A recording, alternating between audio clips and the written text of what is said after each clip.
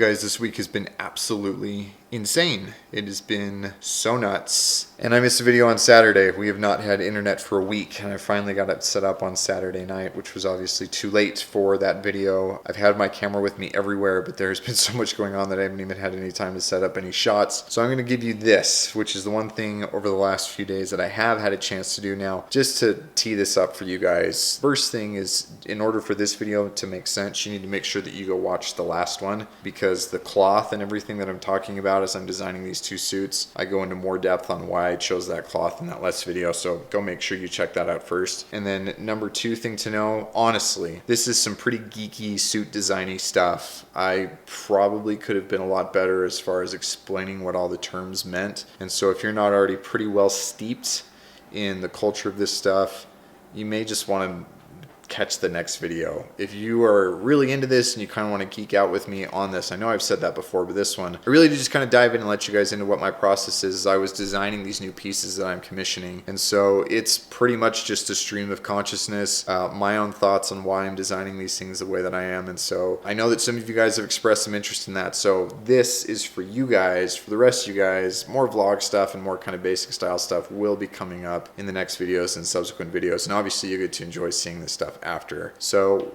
check this out. I think you guys will like it if you're into it. All right, so once we have the cloth figured out and we've updated the pattern, which we've done both now, the next step is to actually design the way I want these things to look. And I'm gonna walk you guys through kind of what my thought process is with that as well. So you can see really what the suit making process is, at least from what I'm doing, because I'm not doing the cut and sew, but what it looks like from my perspective from start until finish. Let's start off with the brown flannel. Let's dive in with that guy. Okay, so the first thing I know I want to do with this is I definitely want to go fully canvassed and half lined. The reason for that is because I like the way that the canvas gives it its body. It makes it feel better than if there's a fusible in there, but at the same time, I don't want it to be totally unstructured, because this is one I can kind of dress up a little bit if I need to, and honestly, I can even get away with wearing it to church if I want to, because it's such a deep color. So that's going to help me accomplish those different goals. Half lining is going to make it so, I mean, yeah, it's a winter weight, but come on, we live in a climate controlled world. It's not like I'm spending multiple hours outside in the cold,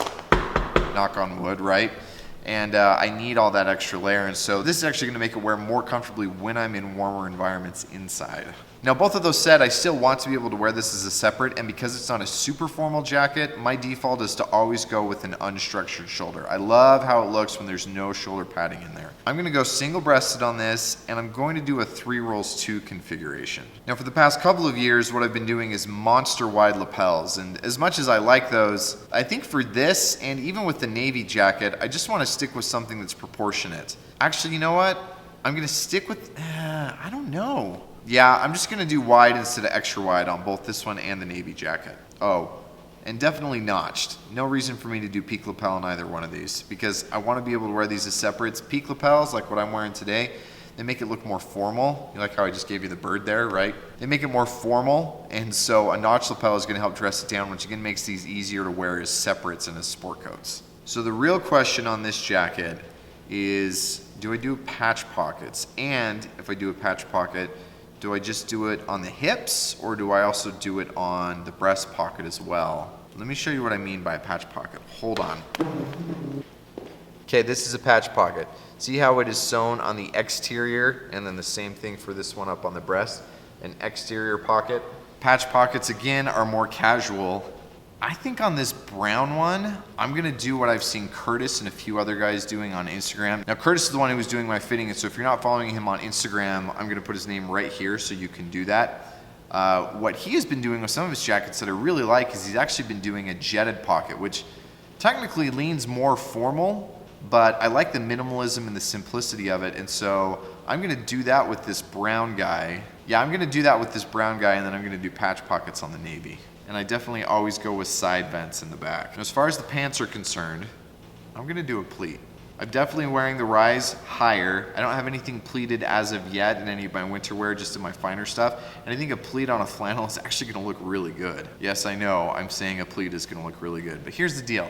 If you wear it with a rise that's as high as what I'm actually going for, the pleat makes that transition really, really clean and really elegant. What you don't wanna do is wear your trousers or wear your suit pants like jeans, so they're super low on your hips, and then throw a pleat on there, because then you just look like your Dockers ad from the 90s. And I've definitely been a fan of cuffs lately, so I'm going to continue to do those. And I like really deep, unapologetic cuffs, so I'm sticking to what I've been doing. I'm doing a 5-centimeter cuff on these things. I've learned from my own experience over the last few years that I don't ever wear these casually, and if I do, it's still a more elevated casual, and so I'm not going to do belt loops, but I am going to do it so I can wear braces, and then also have side adjusters so I can control for the fit without actually having to throw a belt on. Okay, and then here's where things get a little bit more intricate and interesting. In the past, I've always done horn buttons. These are definitely my standard and my typical default, and I'm tempted to continue to do those on here. But what I may do is I do a Carozzo button. Now Carozzo, it's a nutshell, and a lot of times it can look like it's wood or it's plastic or something else. Typically, I'm more of a fan of the horn buttons just because there's more visual interest that's going on with all the different colors and its natural variations in there. But sometimes, I mean, look at how this, I think, runs a little bit too casual. This can look really good, especially because it's just got that little bit of red in it. I think that's too strong of a contrast. But again, if I go too strong in the contrast, then it makes it more memorable, which makes it more casual and also less versatile. I'm going to stick with this horn that's kind of my default, and then this other option, I think I'm gonna go with this guy on the navy, just because I like the idea of a Carozzo, and a little bit of contrast against the navy is gonna look good. Yeah, I'm definitely going to do this kind of reddish Carozzo, both with the navy flannel jacket, and I think that's also gonna be my best option with the cotton chinos that I'm gonna be doing here. Okay, now as for the navy, let's bang this out really quickly.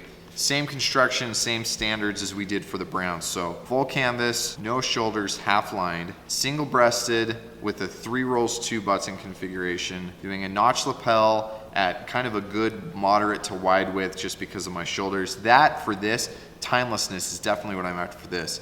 The fact that we're updating the fit so that it's a little bit more classic means hopefully I can wear this jacket for the next like 10 years as long as I continue to stay in shape on it. And what that means is I am gonna do a patch pocket, but I'm gonna do the patch pocket just on the hips and then do the barchetta or the curved pocket up on the chest, because again, that's gonna make it the most versatile and the most timeless for what this garment's actually supposed to be. Now as for these chinos, these are gonna be totally different. In fact, I'm excited for when they come in. I'm gonna do a video where I show you these with my Dockers chinos to show you the difference between a really casual chino, like your alpha khakis are kind of what you're used to seeing, versus something that's a more dressed up, more refined chino. The difference between these is gonna be really cool. What I'm sticking with this, I am gonna still stick with it being flat front, even though it is a higher rise. I'm going to continue to do the cuff, and then I'm gonna do the same thing where I'm gonna do no belt loops, but I am gonna do side adjusters, and then I'm gonna do buttons for braces. These are gonna be really, really cool. I'm excited for these pieces to come in. And there you have it. Kind of geeky, yes, but fun. I'm really excited about this stuff. I hope you guys like the video. If you do, leave it a thumbs up. I would love to know if you would have made your design choices a little bit differently, so leave me a comment below and let me know if you would have done it differently, how you would have done so. I'm gonna get you guys much more kind of basic stuff, kind of fun stuff, some vlog stuff in the next one, but for those of you guys who are really into this, I hope you enjoy kind of a window into what the thought process is, and for all you guys, I'm really excited to show you what these look like when they come out. I will catch you on the next video. Good night.